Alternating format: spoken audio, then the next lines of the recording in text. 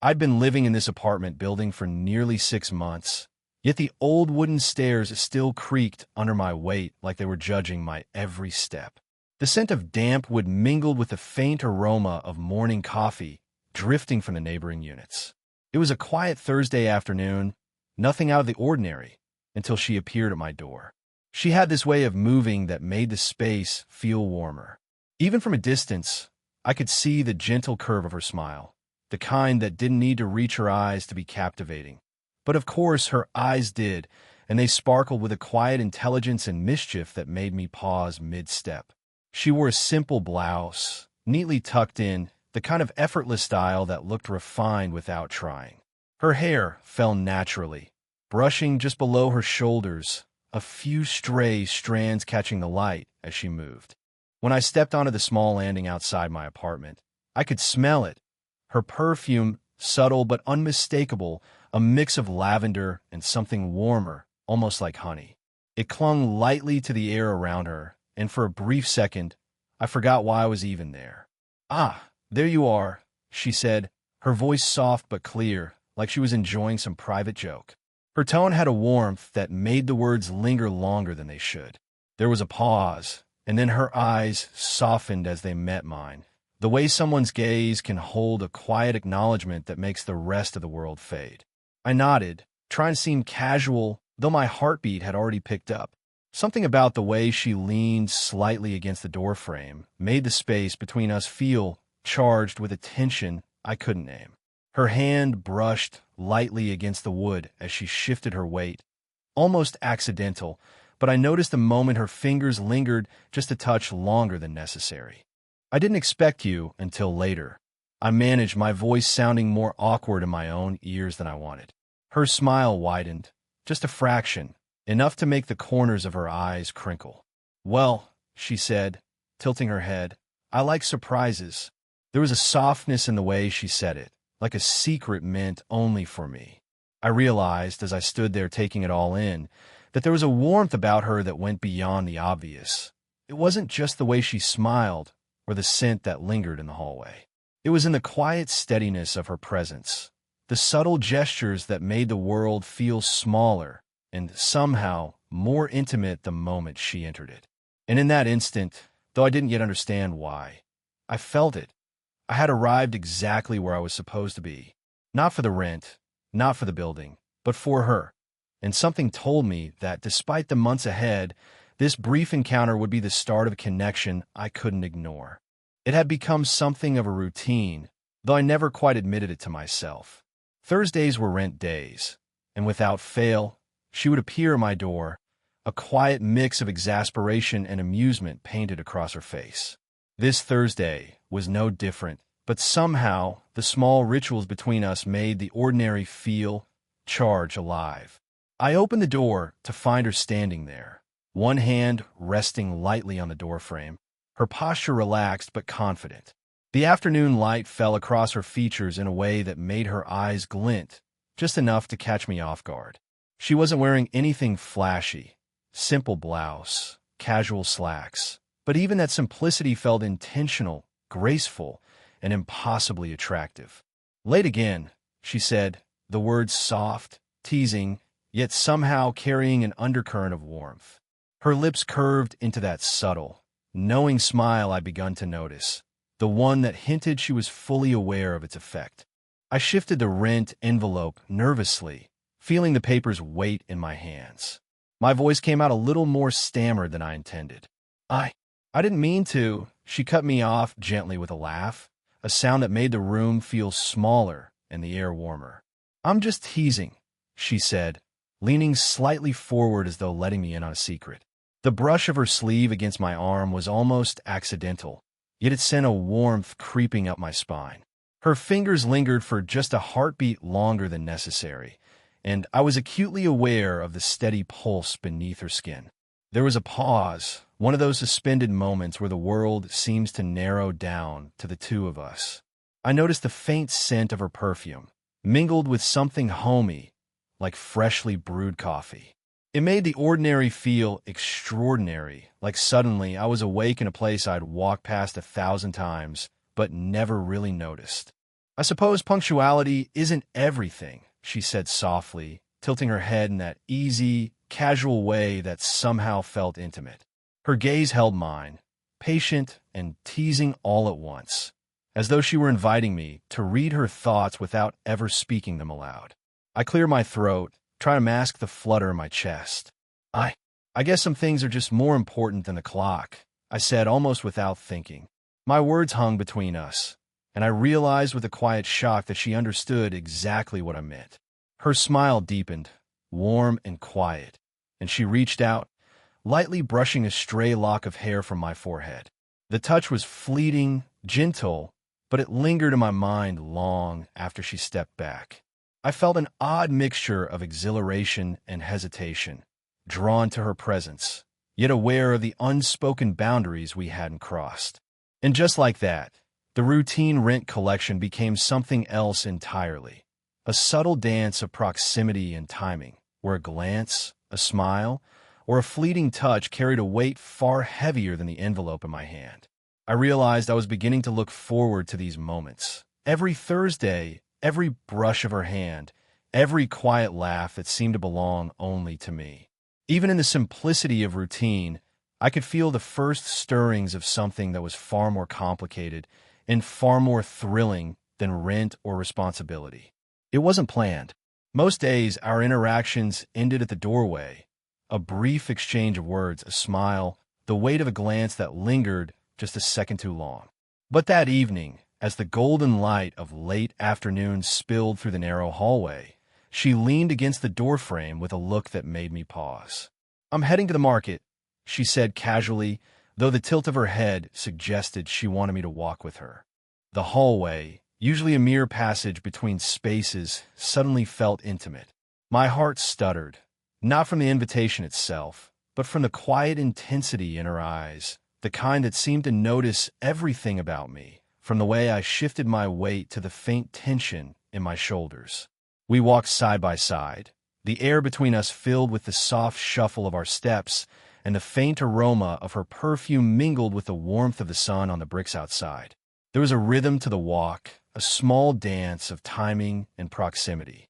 Occasionally, our arms brushed lightly, never deliberate, but enough that a warmth would surge through my chest every time it happened.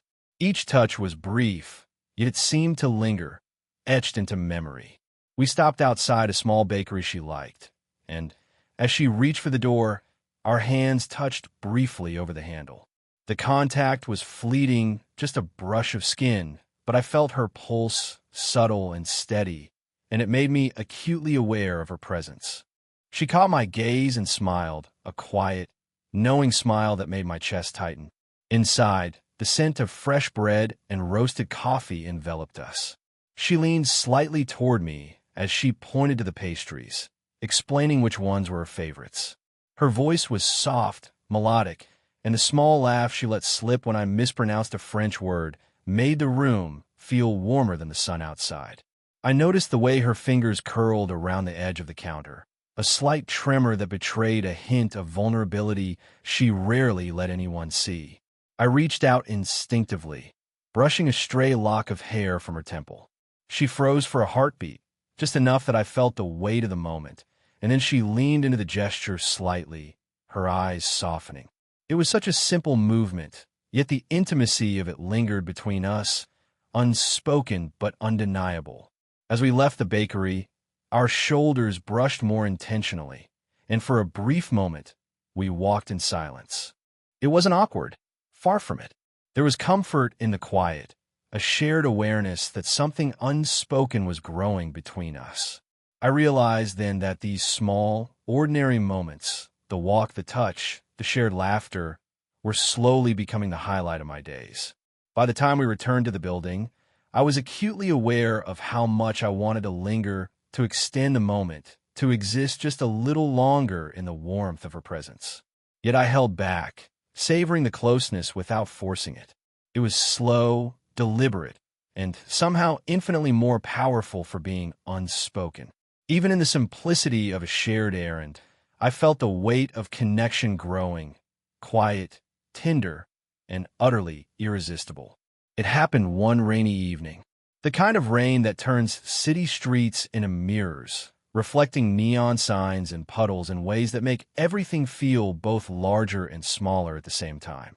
I was leaving my apartment when I saw her through the hallway window, sitting on the bottom step outside, umbrella forgotten, staring at the ground. The usual confidence she carried seemed softened, almost fragile, and I couldn't just pass by. "Hey," I said, approaching slowly. My voice felt louder than I intended, cutting through the rhythm of the rain. She looked up, startled, then quickly composed herself, brushing damp strands of hair from her face. "I didn't hear you coming," she said, her voice quiet, almost hesitant. There was a weight to it, a vulnerability I hadn't seen before. She usually carried herself like a lighthouse, steady, unshakable, but now, in the rain, she seemed human in the way that made you want to protect her. I crouched slightly to meet her gaze, careful not to invade her space. "Are you okay?" I asked. It was simple, but I meant every word. She shook her head gently, a sigh escaping her lips. "It's just work," she admitted, looking down at her hands. They rested in her lap, fingers intertwined, a small, unconscious gesture that betrayed her inner tension. Some days, it feels like everything is falling apart, and I don't know how to fix it. I felt a tug in my chest. Something about seeing her, this confident, graceful woman, expose this side of herself made my heart tighten. I wanted to say something, anything that would make the weight lift. Without thinking, I reached out, lightly resting my hand on hers. The contact was brief, warm, grounding. Her fingers twitched under my touch, but she didn't pull away. Instead, she let her hand rest there, almost as if testing the comfort of it, the steadiness of my presence. "You don't have to fix it," I said softly. I can sit here with you. That's enough." My words hung in the air, simple but sincere, and for a moment, the rain seemed to slow, as if giving us a space of our own. She looked at me, then really looked, her eyes glistening with a mix of gratitude and something else I couldn't name. Slowly, she leaned her head slightly toward me. Not fully, but enough that the warmth of her hair brushed my shoulder. I felt the quiet steadiness of her heartbeat, a rhythm that somehow matched my own racing pulse. We stayed like that for a few minutes, just sitting in the rain-soaked hallway, side by side, hands lightly touching, words unnecessary. The vulnerability in her presence wasn't something I had anticipated, but it drew me in a way I hadn't expected. By the time she stood, brushing off her damp clothes, the tension in her shoulders had eased slightly. She gave me a small, shy smile, one that still carried her usual grace, but hinted at something softer beneath. "Thank you," she whispered. And in that moment, I realized that vulnerability wasn't weakness. It was the bridge between us, the quiet thread that could turn casual glances into something meaningful, subtle touches into silent confessions. The days after that rainy evening changed something between us. The hallway felt different, somehow warmer, charged with a quiet expectation. Each time I saw her, even briefly, there was a subtle shift, a brush of hands on the staircase railing, a pause in conversation, a glance that lingered just a heartbeat longer than it should. It was slow, deliberate, and intoxicating.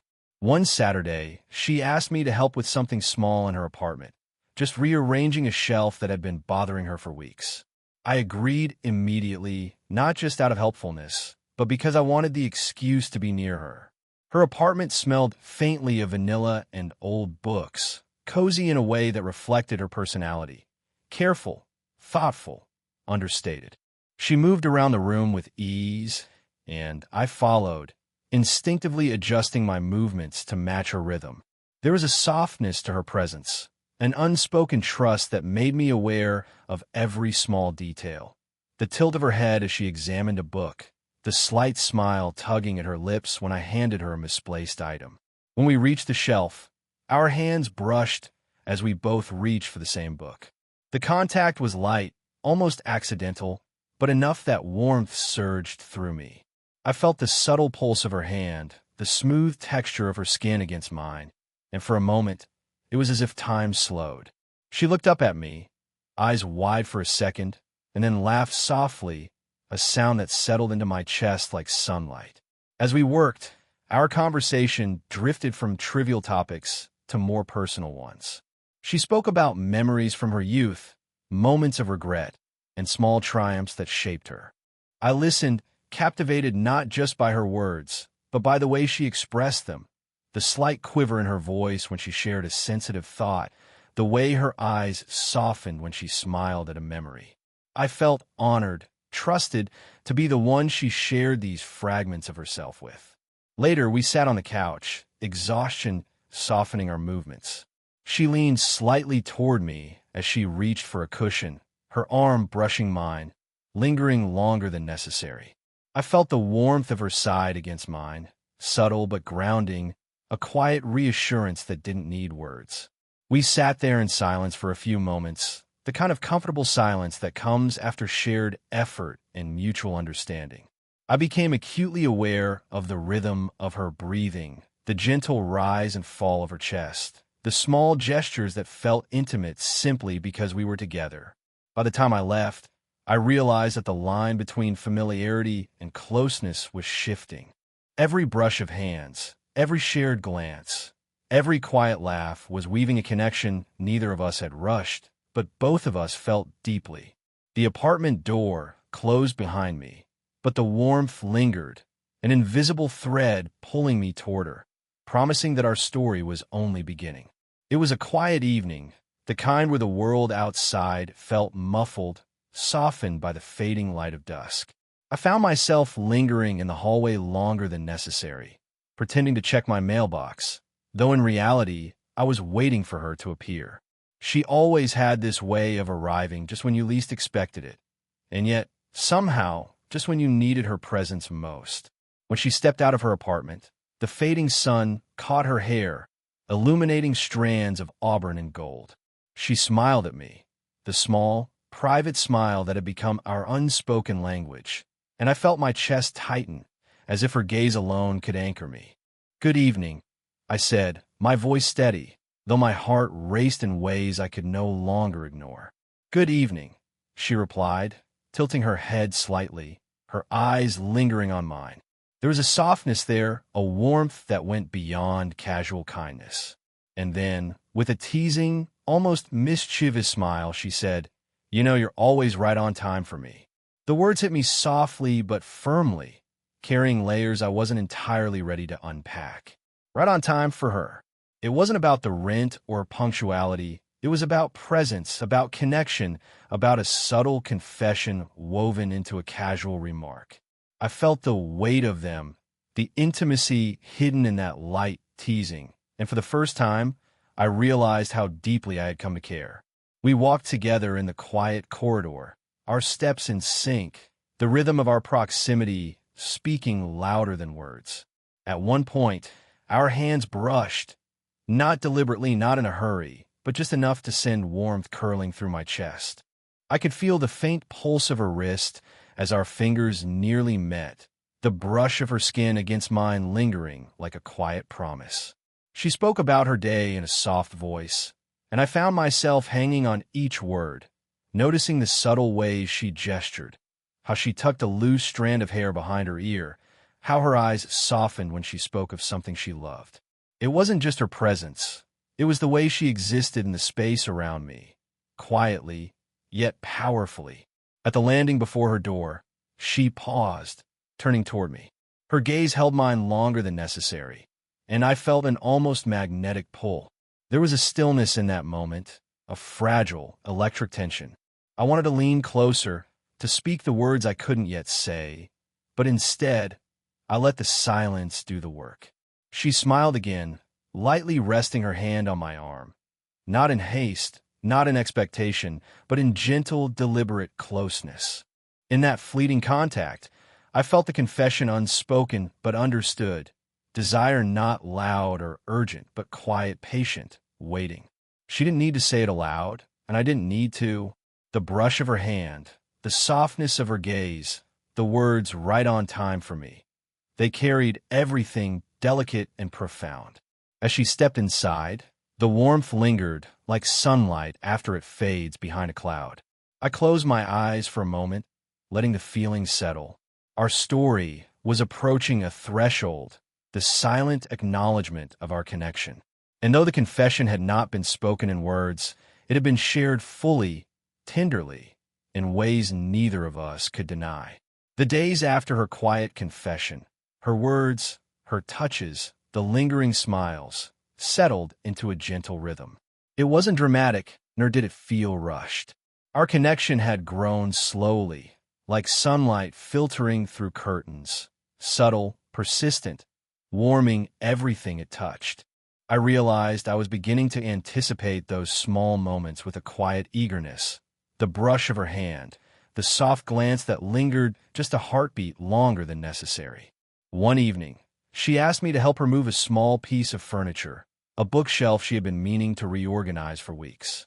It wasn't a grand gesture, just a mundane task, but it became another thread in the fabric of our closeness.